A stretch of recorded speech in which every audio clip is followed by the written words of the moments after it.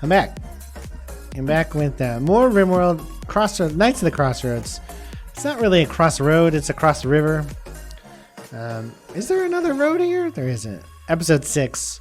What have we done so far this year? This is spring, summer. I guess it's the 1st of August. Well, we've barely got our food supply. We had to do some cheating to get ourselves fair and even. We had a horrible like colony killing spiral that would have definitely ended this game had I not cheated. Like, this game would definitely be over if I didn't cheat. But I am well past not cheating in this game. I've got 3,000 hours in the Steam version, and I'm just not willing to, like, ruin my fun. I know, it's sad. Oh, I was gonna look for a gun, but these guys don't have one. It's a shame. I could really use a gun.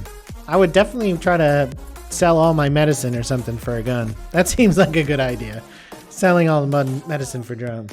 Yeah, King Horse, you would have had to refresh probably. You know, I do that thing where I start and stop the Twitch. Because the alternative is that I manually cut up videos, and I don't want to do that. It's too much work. It's too much work. I'm lazy. I'm very lazy. The other thing is that Twitch will send out a notification once every couple of hours that you're playing a game or that you've gone active. So each time I start and stop, there's another chance to send out a notification. I don't know. I guess I should come up with some other way to cut up VODs. But it needs to be low effort.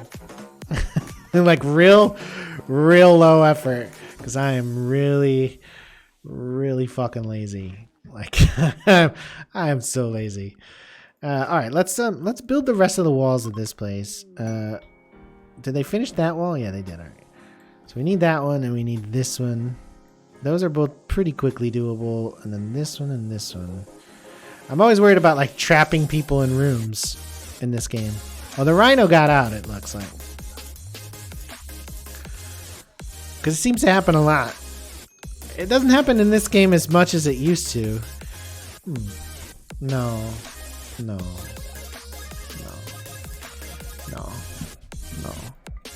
That guy's an original colonist.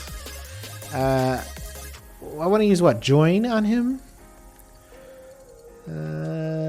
He ran wild. He became a wild person. That's no. It's not mental state. It's recruit. There you go. Look, Bones is back. I'm gonna have to redo his jobs. Talk about unfun. Fuck me. That's like the least fun ever. Oh, hey, you know this colonist you've had the entire game? Not anymore. What was Bones doing? I mean, besides being Bones, a doctor. He was like second on cooking.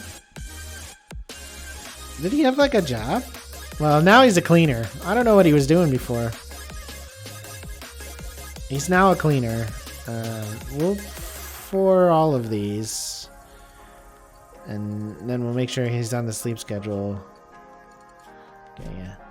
Look, Bones, you're no longer a wild man, you stupid fucking moron. Oh, God. What a terrible mechanic that is. Your people just running wild. I think it only happens to tribals. But it's awful. It's awful.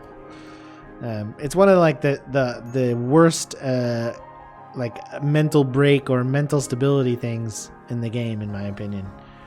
There's a lot of ones that I hate. Some of those that I hate are actually quite good, in the sense that like they feel like accurate modeling and stuff. However, there are a few I hate more than just like losing a guy just cause. Oh well, he sleeps on a dirty floor, and also he's in pain because of this.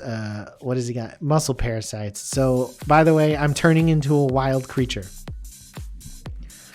Hey, he also has all these other debuffs. So I guess we'll just make it so he's a wild creature? Alright.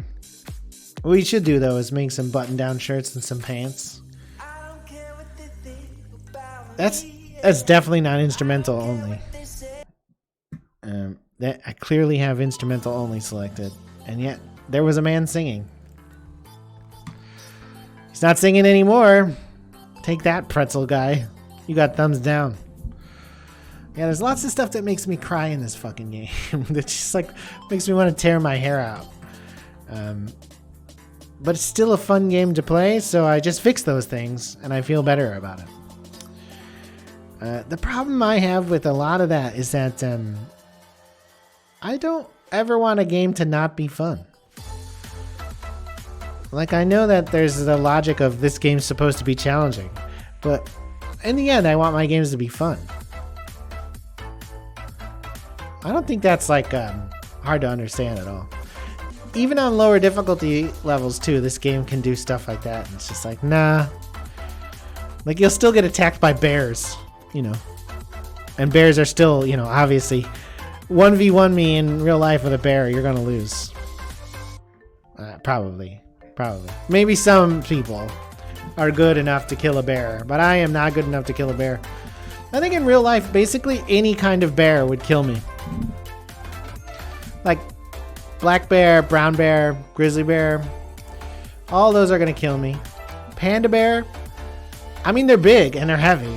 And also, I smell like bamboo, so I actually don't think I smell like bamboo, but if I did, a panda bear would probably kill me.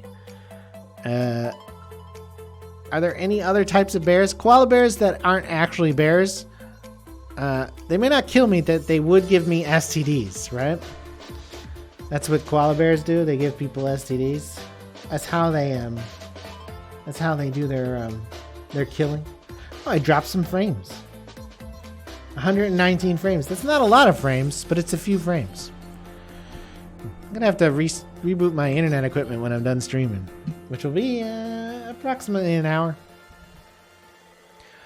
So are there other kinds of bears or other things used for bears? They call raccoons trash pandas, and that makes them bears by association, right? I don't know. I've seen some pretty big raccoons. When I was a kid, I had a turtle, right? Well, a polar bear is just gonna kill me, King Horse. I don't think that's even, you know. I'm thinking now about the more marginal bears. The ones that are a little bit more, you know, kind of water bears, for example. All right, when I was a kid, I had a turtle, all right? My dad picked it up off the side of the road, and it looked like it had been hit by a car. We like rescued it, right?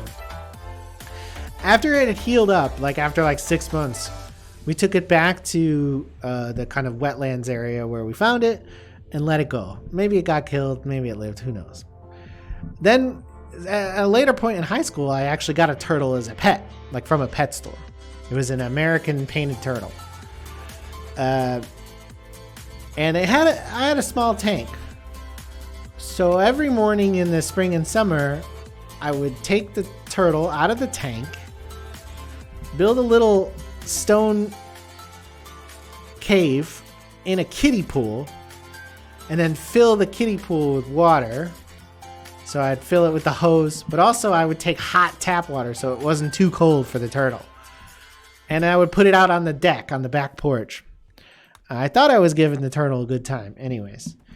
And then I would drop goldfish in there, and the turtle would swim around and kill the goldfish and eat it. But the whole point of this story is a raccoon. So one day I took the turtle out from his tank, and I put him in the kiddie pool after filling it up, and the turtle got eaten by a raccoon. All that was left was the shell. I'm pretty sure the raccoon picked up the turtle and went like sucked the turtle out of the shell. Yeah. His name was Rocky too, and I loved him, but now he's dead. That's a sad story, and it's 100% true, except for the part with the turtle. That part's not true. Now, it's mostly true. In reality, the turtle disappeared. I like set it up for the turtle, and I put the turtle in the tank, and then I went inside to go to the bathroom, and when I came out, the turtle was gone. So some sort of predator took the turtle out of the kiddie pool. Probably a raccoon, Maybe like a hawk, because I lived in an area where there are definitely birds of prey. I'm not sure where that turtle ended up, but I'm pretty sure it was turtle heaven. I'm pretty sure it was turtle heaven. We're running out of storage space. We really just need to get other buildings built, right? Rip Rocky too. Poor guy. That's a sad story, I know, but into every turtle lover's life, some animal must come and eat your turtle. I thought I was doing good. I guess I didn't give it a good enough place to hide, right? Like the turtle probably needed like a rock to hide under, or like a little turtle cave, as it were. And I didn't give it a good enough one. I had a pile of rocks. I thought it could have gotten in there and like saved itself. But instead it probably got eaten. I think it was probably a raccoon, because we lived near raccoons. There were definitely a lot of raccoons in and around my neighborhood. I guess it could have been a hawk, but that seems less likely because, like, birds of prey, they feel a little bit more remote. You never know, though, I guess. Let's cancel that one. We need more storage spots on the floor in here. We really need to get, like, a warehouse and bedrooms. Decent living quarters. I mean, we're sort of working on it. It's just taking forever. So water bears, I think I could take in a fight, as long as there was only one of them, because I could just drink them, right?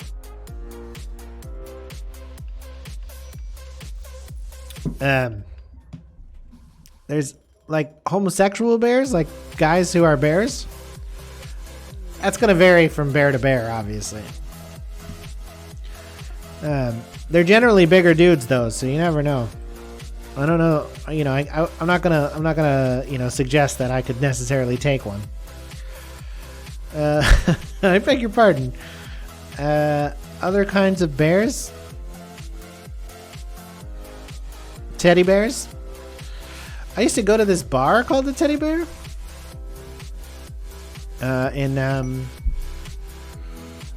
In far western Avondale neighborhood of Chicago, or in Old Irving, there's a bar called the Teddy Bear. It was on about 3500 North Pulaski. A little hole in the wall dive run by a Polish girl. Well, I don't actually know who owned it or anything, but the only bartender I ever saw in there was this hot Polish girl, who was also like very crazy, which is why I went to the bar more than once, obviously. Obviously. She was like real shouty and batshit. It was real close to my apartment at the time. But the bar was called the Teddy Bear.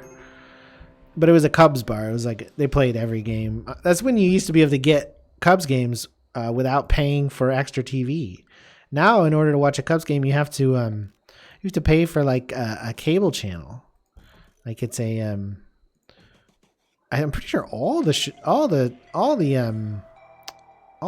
games are on that cable channel exclusively now. Though I watch so little baseball now that it's not like I give a shit. I probably watched like 2 baseball games last year, tops. It's so boring to watch on television, and there are so many fucking commercial breaks. That I honestly think that I find it hard to believe that people still watch baseball. In going to like the park, watching a game, drinking Mai Tais. So Wrigley Field, right? It's a great place to watch a baseball game, but you don't really watch baseball games at the park, right? Unless you're bringing your kids.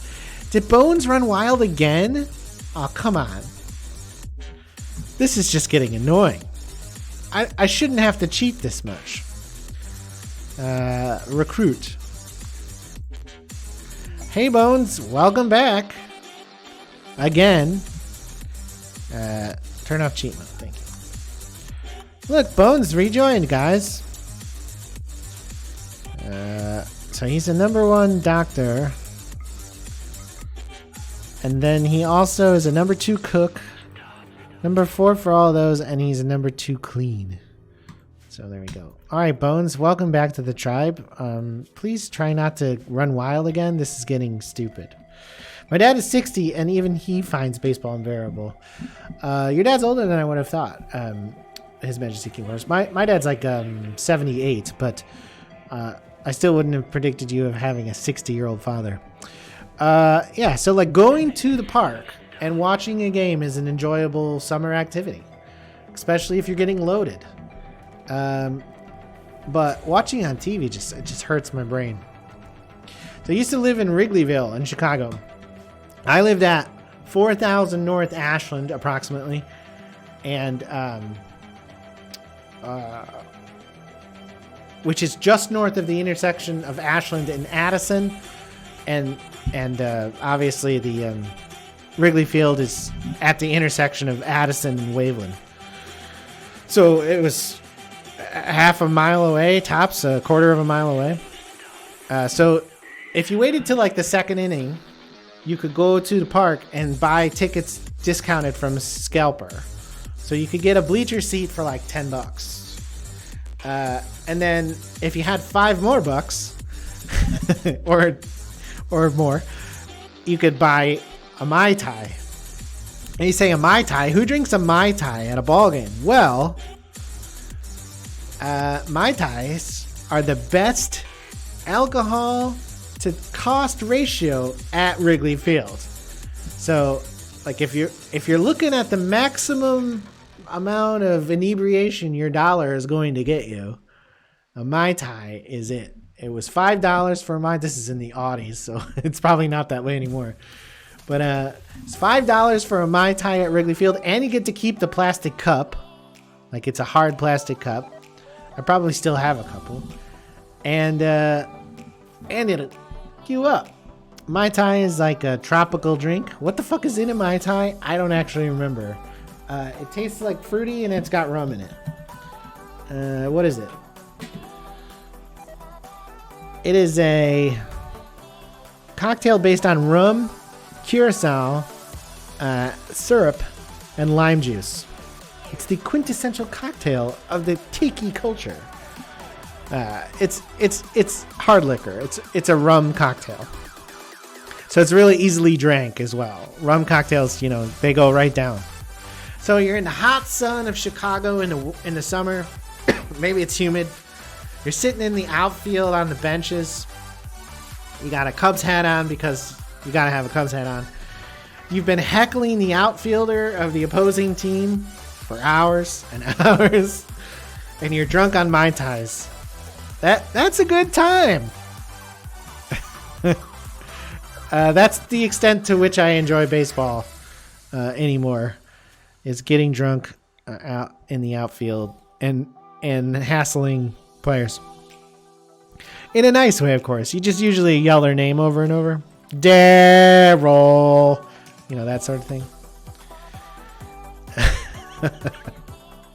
I did it a lot that summer. I lived up there in Wrigleyville for a couple years, but my friend had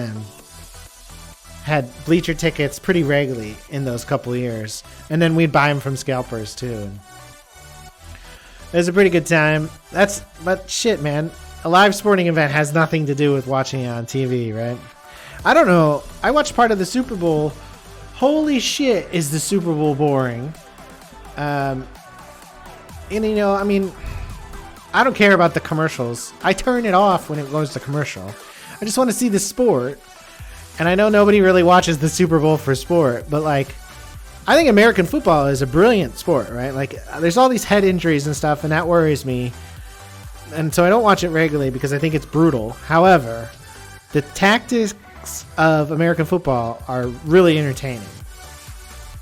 The way offensive and defensive lines work, and how the running game is established, and how blocking and routes work for wide receivers and stuff. That's all really interesting and fascinating. but they've completely ruined the game because it's all made for TV. There's a timeout every fucking 3 minutes. There's like so little game in the first place. It's unbearable. And I won't say that's part of the reason why I enjoy soccer, but it's definitely something I prefer in soccer is the 45 minutes of uninterrupted sport. Then a short break, and then 45 minutes of uninterrupted sport. And it takes you literally an hour and a half to hour 45 minutes to watch a game, and that's it. You know, that's a lot better, in my opinion, than the state of American football or baseball. Baseball's like fucking 4 hours long. It's like watching fucking cricket or something. It's just like it goes on forever, and you don't know what's happening, and it's just like, it's dull as shit.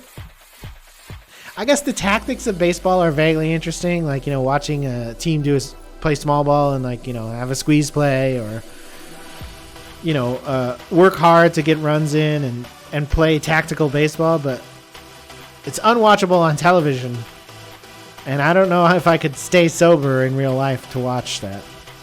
I honestly don't think I could. We have a lot of steel, but I see no components, and I know we had 25 plus components.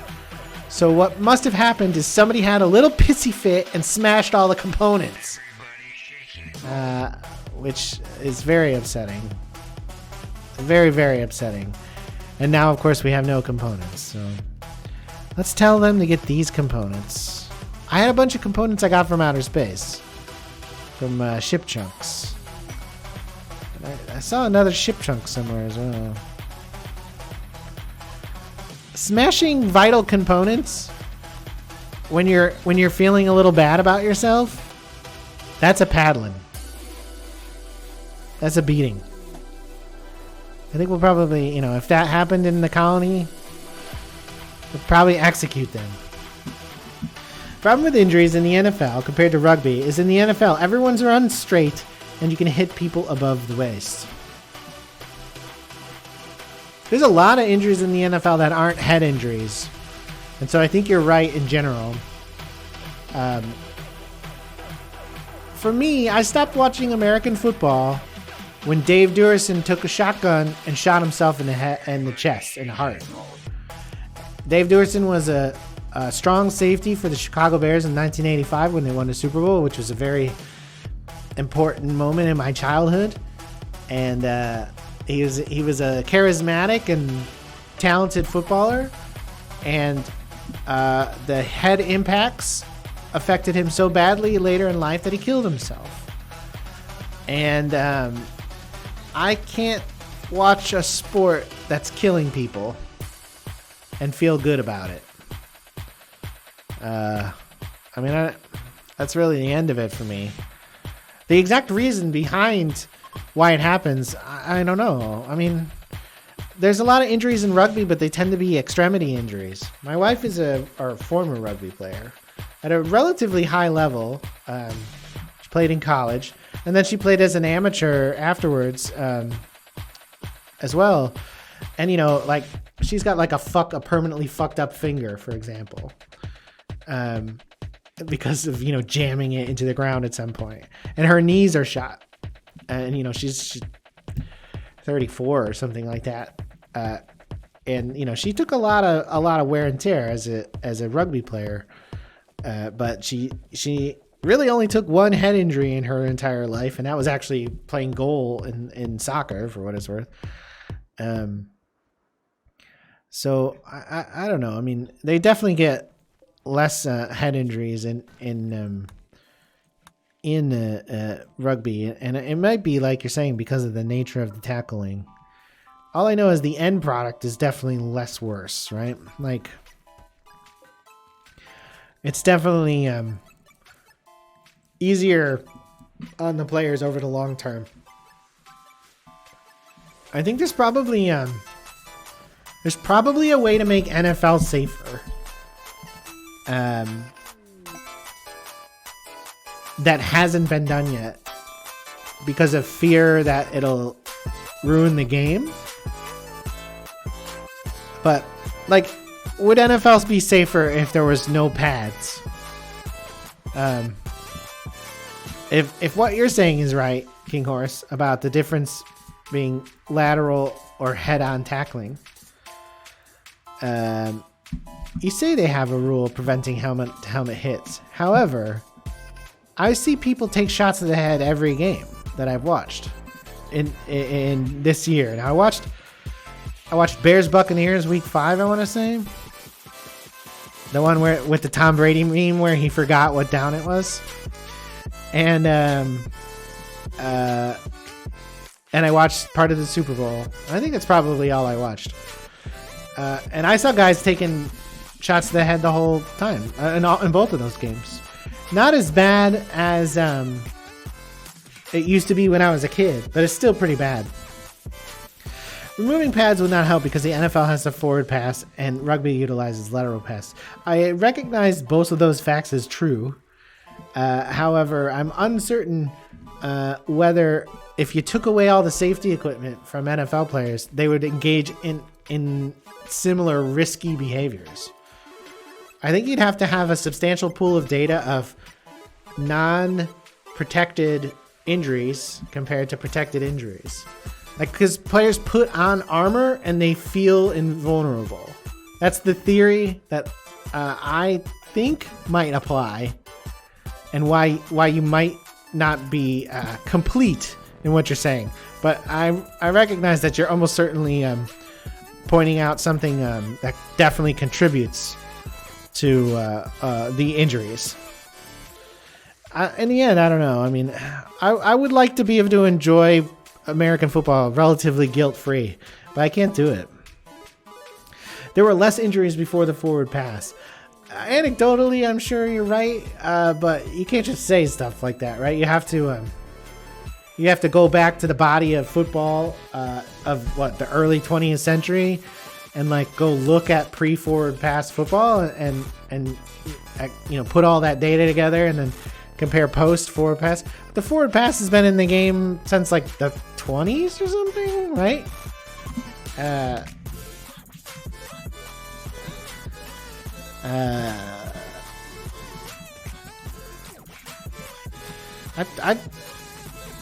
want to say it's the 20s.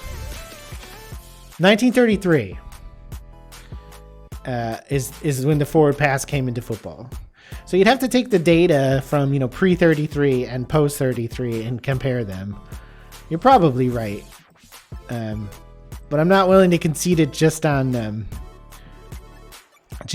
idea that there was no forward pass then, and so there would be less injuries. I think if you took the forward pass away from the game, obviously it's not the same fucking game. It's a completely different game. And foot speed's less important, and athleticism is totally changed, and it's not the same thing.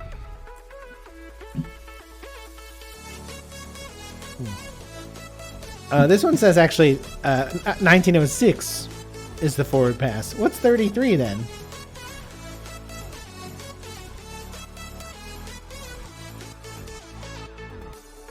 Oh.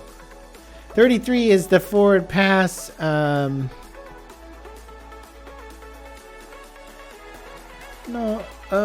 power run remained a go-to play for teams. In 1933, NFL decided to experiment with forward pass.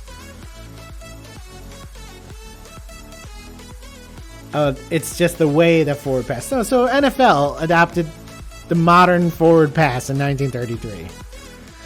Though there was forward passing before that. 33 is the year it was like properly adopted.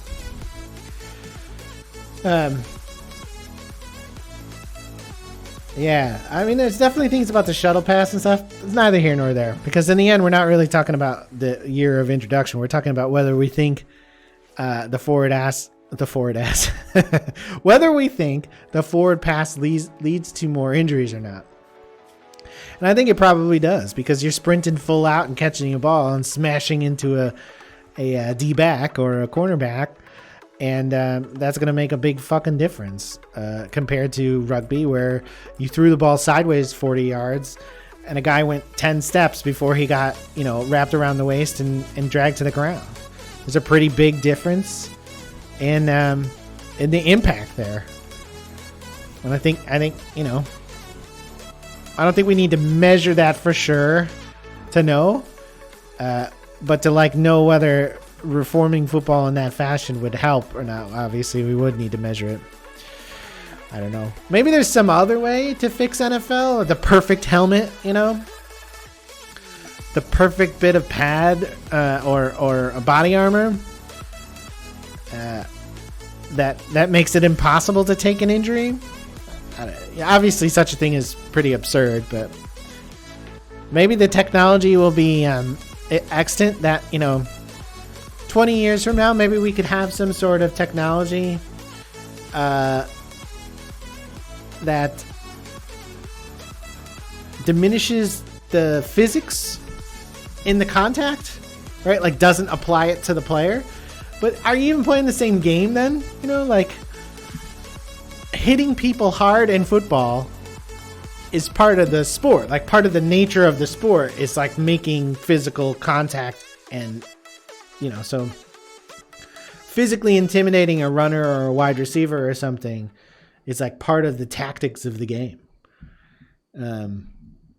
So I don't know that any sort of like protective equipment could ever actually fix the sport from the perspective of reducing harm totally or completely. The part that's really tragic about it, I think, is that one of the common like responses to objections to the head injuries is like they know what they're getting into. But if you're a young kid, right, and you're good at a sport, like that happens when you're like 10 and they fast track you towards baseball or basketball or football. And then if you're really good, you're already down that road well before you know better. Like well before. And it's, if you're an outstanding baseball player, by the age of 11 or 12 that you're outstanding. And maybe you don't make it past that point. But that's when you're making the decision to pursue it. Not when you're 22 years old. You've gone through a college class that explains to you the nature of head injuries and the damage that could be done. That's like that's not even remotely possible. So like I don't buy the whole they know what they're getting into thing. And it's real sad because of that as well. It's because a lot of people want to follow their dreams to be fucking ballers, and I get it. I wanted to be a football player when I was a kid. So, that obviously didn't happen. But I wanted to be one. And if you would have told me when I was 12 that I was good enough to be one, oh, fuck yeah, I would have done it. 1, 2, 3, here. I wouldn't have done anything else, I don't think. I would have spent the rest of my life trying to play football. Obviously. I would have been a quarterback, of course. Every kid wants to be quarterback. Nobody wants to be an O-lineman. They're not draftable until they're 3 years in college. Yeah, but they're already on the track, right? They're already going there. Like, and the majority of people who end up playing in the NFL have been playing football since before high school. Probably not just the majority, like the absolute 99% or something. There's, I'm sure, a few exceptions. There was that American rugby player who was actually quite good who never played rugby before joining the national team, who was only in the national team because he was essentially like a world-class sprinter who decided at the last moment to to become a rugby player instead. Uninstall. We're going to build a fucking power stove. And now that the freezer is up, we don't need that in there. And then we'll give new orders on this stove once it's built. Get some meals. All right, we want find meals forever. And then we want simple meals until you have, what, like 100? We don't want to use all the rice for simple meals, though, when possible.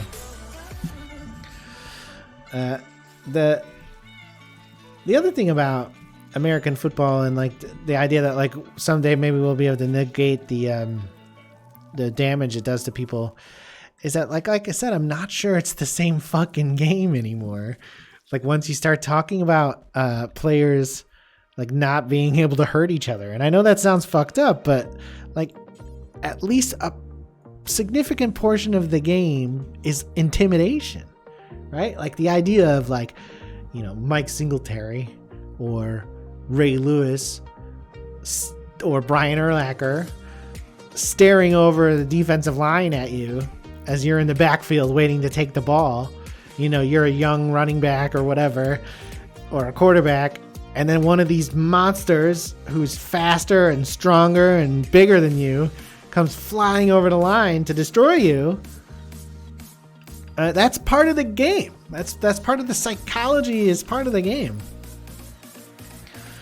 And if you take that away, it's not even the same thing anymore. I mean, it's like baseball, right? The stare down between the pitcher and the batsman, the batter. That's part of the game. The psychology of like, you know, I know what this guy is thinking.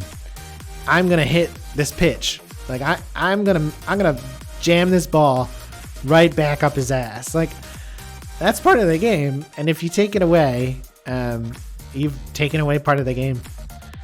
It's you know, the thing. This was somewhat controversial in tennis a few years ago. When women tennis players, specifically, I want to say Serena Williams, was scolded or otherwise superficially penalized for making too much noise when she served.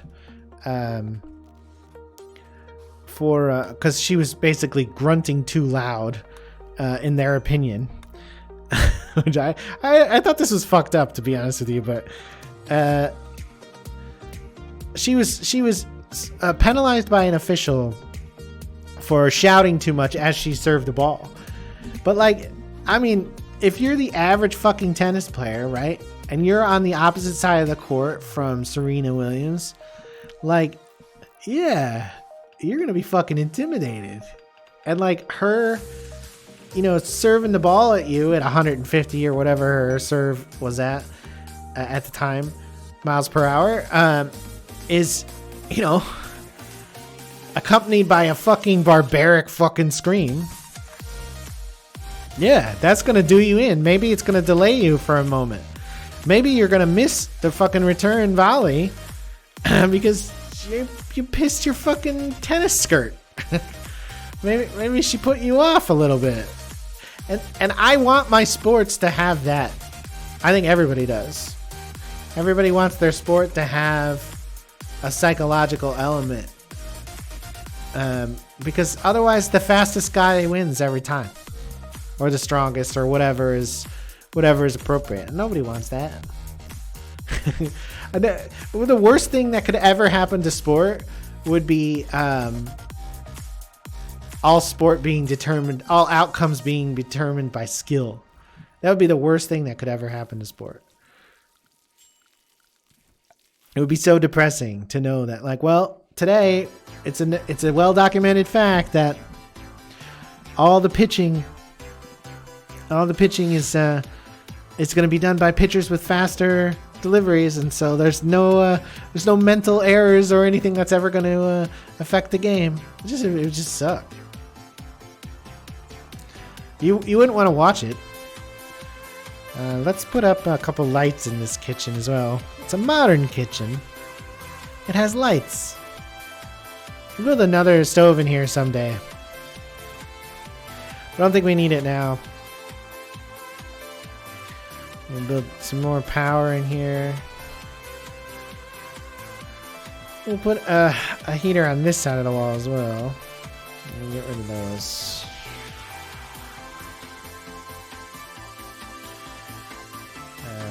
It'd be nice if you guys built these fucking batteries, huh? We got the components and the metal. If someone wants to, I don't know, make a contribution. They're too busy building beds and shit. But that's nice too. Oh good, zits. I love zits. They're so fun. he says, sarcastically, quite obviously. I got a fuse mod for that, though. I'm researching the fuse right now.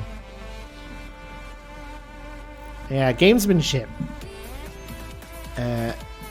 Gamesmanship, like, the fear of failure being, like, a major element in sport. Like, I think everybody wants that. I'm not necessarily a fan of the most high drama situations in sports, but I definitely want the head games to be part of sports. Otherwise, sports are just a measure of physical prowess, and that's boring. You know, the thing about that too, right, is that like there's an element of physical prowess that's psychological. And if you think about it, like when Usain Bolt was at the peak of his life, the peak of his career, if you were another sprinter and you lined up next to him, you knew who he was, and you knew he was better than you. And you know, there was only so many chances that you were gonna ever beat him, but you know, like, he would get that edge, one more edge, because you knew who he was, because he wasn't some random guy. You knew he was the fastest guy there was. Trash talk is being phased out. Yeah, maybe. I mean, what's an example of trash talk being phased out? In soccer, you can still talk to people and stuff. There's obviously some things you can't say or do, but like during a set piece in soccer where they kick the ball in from the corner, both teams generally line up to run a set play, and there's all sorts of trash talking during those. All sorts of back and forth. How about an ejection for looking at someone after shooting over them? Oh, like the stare down? That's bullshit. That's bullshit. You should be able to stare people down. I mean, Michael Jordan would have never played basketball if he couldn't fucking taunt people afterwards. Calling people's names, I don't know. But stare downs, obviously, that's obviously part of the game. I think we all want to see, James Harden do that thing where he just like cocks his head after scoring, because that's those guys, that's having somebody fucking be better than you is psychologically intimidating in the game, right? Like having that guy be cocky and self-assured, and it can backfire for him too. So I can't imagine the fan who's like, yeah, I want to remove this from the game. In the case of the stare down, the trash talking, like directly, I don't know. Like, I don't ever want to be the subject of trash talk, but like, it's effective. It's effective. Like a player sinking a perfect 3-pointer and being like, I'll be here all day. I love Stockton too, because he was the one guy in the league that trash talk didn't affect and mentally affected trash talkers who couldn't hurt him emotionally. If you're talking about the dead eye free throw and 3-point shooter John Stockton from the Utah Jazz, probably, right? He's been retired for quite a while. Yeah, he was cold as ice. Yeah, he was cold as ice. People come up to him in the line, but that dude shot like 99% his entire career, so it obviously didn't work. But there were a lot of guys. There are a lot of guys who are really mentally strong, right? Like a lot of dudes who are just like, you can't touch them with trash talk. And then there's people who aren't, and separating those people from the others, that's part of the game, right? That's part of the game. It's not fucking golf. It's a head-to-head competition. We can have some basic lines, right?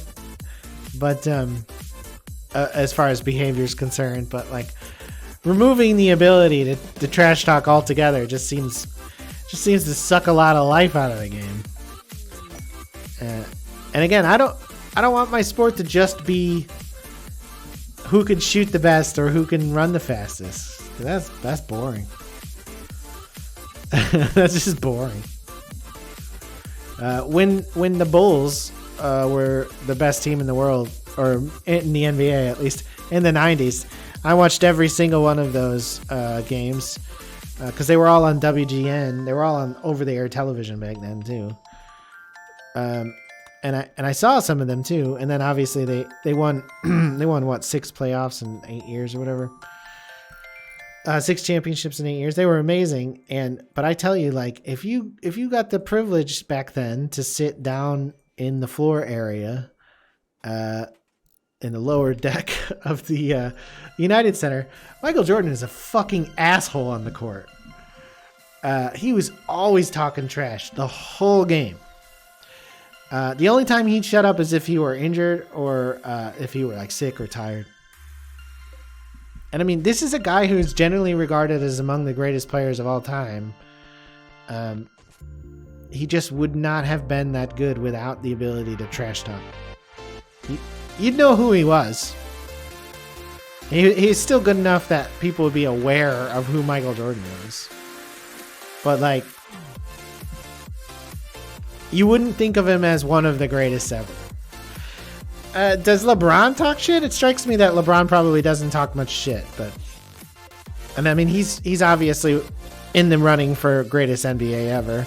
I say in the running, not definitively, but Kobe talked a lot of shit, and obviously he's in that group as well. But I actually saw an interview with Kobe Bryant once where he talked about how intimidated he was when he first came into the league, because he came in as a kid, you know. That was before the college requirement, because I want to say he came in right out of high school even. Or maybe he did a year in school. I don't remember exactly. But he talked about being like genuinely intimidated on the court by the other players around him. And obviously that wasn't true by the end of his career. No, LeBron doesn't talk shit. He gets people thrown out for talking shit. That's interesting. I mean, LeBron, you know, he's at the top, right? So he's one of those guys who gets the special privilege and stuff by referees and by the sport in general. And that's definitely the way of it in every sport. There's always people who are so famous or so important that they get special treatment. It's probably not fair, but it definitely happens. In every sport. Imagine Jordan doing that. Yeah. You know what, though? Here's the thing, right? I don't think Jordan would ever try to get someone kicked out for talking shit. However, Jordan was a dirty player, and he would do whatever he could have to throw people off their game or weaken them. Barring probably, I don't think he would have intentionally physically hurt someone. But he's definitely not past like poking him with an elbow, that was for sure. So I think if Jordan could get a player thrown out for behavior, like if he could get in his head enough to get the player to like push him or take a swing at him, he would have done that. Is that really any different than getting people thrown out for verbal behavior? I don't know. I don't think so. I mean, like I said, I think Jordan would have definitely gotten someone, if he found that he could get in someone's head so far or so badly to make them angry and get them to get thrown out for, like, say, throwing a punch, he would do it. Because he would do anything he could to get an advantage. That's what I think about that. I don't think that's that different than what you're describing from LeBron, but again, I'm not intimately familiar with the LeBron scenario, so I could be wrong. He would definitely treat people very poorly with the intention of having them punished. The difference between throwing someone off their game and just playing the God card. Yeah, that's true. That's true. I think that there's like a cutthroat behavior, though, that's somewhat similar. LeBron, though, look, he could there's a lot of things that he could do to disqualify him, or maybe there's not, from, you know, the reckoning of who's the best ever. But he's so good that it would be really, no matter how much you disliked his behavior, it'd be impossible for you to exclude him based solely on one aspect. Because you know, he's really good. Yeah, how do you celebrate them? I mean, the reality is you can't. Because they're all products of their time and stuff, you know? You know, Wilt Chamberlain, obviously, you know, a massive player and a great scorer, still holds the single game scoring record, if I remember correctly. There's no way he had the physical conditioning and strength and speed of the modern player, right? Because sports medicine is so far behind. It's so far behind. And I think that, but what would happen if Wilt were playing in the modern era with training and weight rooms and shit like that? Would he been able to raise his game to the same level or higher? I mean, I don't know. You could never reckon that. You can never know stuff like that. So it makes for the fact that like there's an infinite discussion on that. We're going to have an infestation in the freezer, but I actually have to go. So I'm going to save this. He would fit in this era. He was very athletic. He was athletic, but I don't think that it's so easy to say. I mean, just look at the size of someone like LeBron, who spent, you know, hundreds and thousands of hours in the weight room, and the size of Wilt. Like, Wilt was like nowhere near the same build. Like, his arms were skinnier, his chest was less deep. Like, you know, he was lanky and